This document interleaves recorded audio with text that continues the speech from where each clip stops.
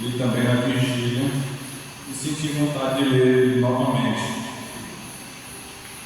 Abra vossas Bíblias em Filipenses, capítulo número 3, versículo de número 12. Vamos fazer um estudo hoje expositivo da palavra. Vamos ler alguns versículos e meditar sobre os mesmos. Filipenses 3, versículo de número 12, a partir do número 12. Eu vou ler alguns e depois a gente vai. Diz assim: não que já tenha alcançado ou que seja perfeito, mas prossigo para alcançar aquilo para que fui também preso por Cristo Jesus. Irmãos, quanto a mim, não julgo que haja alcançado, mas uma coisa faço, e que, esquecendo-me das coisas que atrás ficam e avançando para as que estão diante de mim, prossigo para o alto, pelo prêmio da soberana vocação de Deus em Cristo Jesus, pelo que todos quantos já somos perfeitos, citamos isto mesmo. E se sentis alguma outra maneira, também Deus vos revelará. Louvado seja o nome do Senhor. Vamos ler por enquanto até aqui, mas a gente vai seguir mais na frente com o estudo. Meus irmãos, esse texto me chamou bastante atenção, até no dia da própria escola bíblica, que Paulo, escrevendo aos Filipenses, ele exortando os mesmos, antes de iniciar a exortação, ele se justifica aos Filipenses, quando ele diz no versículo de número 12, não que já tenha alcançado ou que seja perfeito.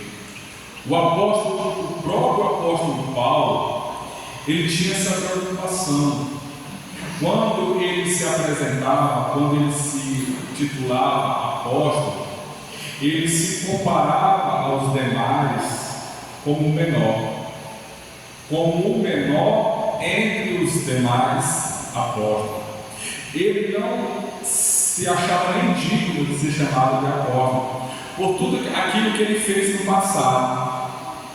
Mas é interessante que, apesar dele reconhecer que ele fez algo que não agradava a Deus no passado, ele reconhece também, quando ele coloca aqui mais na frente, ele diz: mas prossigo para alcançar aquilo para que fui também preso por Cristo Jesus. Aleluia.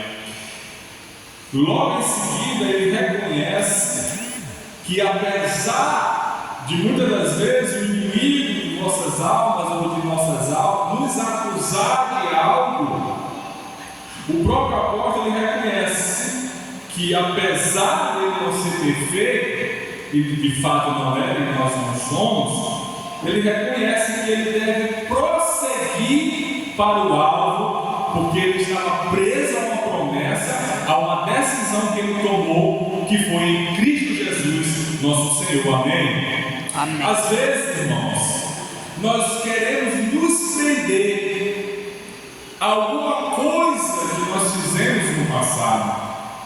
E é bem verdade que o inimigo das nossas almas, ele é o acusador. Ele acusa diariamente nós de muitas coisas que fizemos ou que nós ainda faz. Ele veio senão para matar, roubar e destruir. Então lembra que esse mesmo acusador, ele acusou Jó, ele acusou muitos outros homens de Deus, e o próprio Senhor Jesus Cristo ele tentou no deserto. Ele mostrando quando Jesus estava na fraqueza, na fome, outros carregando os nossos pecados, e ele estava ali do lado, tentando o Senhor Jesus. Eu fico imaginando, irmãos, quando eu leio a passagem que está no Evangelho de João, capítulo, se eu não me engano, 3, ou 4, se não depois para conferir, onde Jesus é levado pelo Espírito ao deserto para ser tentado pelo diabo. Está escrito desse jeito. E aí o que me chama a atenção é que o diabo já conhecia Cristo, sim ou não? Sim, lá no céu. Ele já conhecia Cristo, ele já sabia que ele era Deus. A Bíblia vai dizer lá na frente aqui que Deus não pode ser tentado.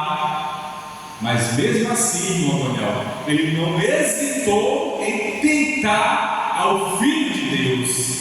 Quanto mais nós, meus irmãos. Imagine, quanto mais nós.